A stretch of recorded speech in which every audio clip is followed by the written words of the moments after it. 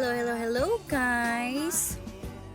Gusto ko lang sanang ipakita sa inyo yung mga alaga naming makukulit na mga isda. Meron nga pala kami 4 na glowfish, tapos may isa kaming molly, may 4 kaming telescope fish, at meron kaming 3 goldfish. At meron kaming 2 janitor fish. At sa 12 naming mga isda, may natatangi at nag-iisang napakamalditang isda dyan, which is the telescope fish na may kulay na itim at gold, malaking mata. Hindi niya sinasanto kahit sinong mga isda dyan, kasi kahit pinakamalaking isda na kasama niya, inaaway niya. Kaya may isang beses na nailipat ko yan siya, hiniwalay ko siya sa ibang mga isda kasi nang aaway talaga siya.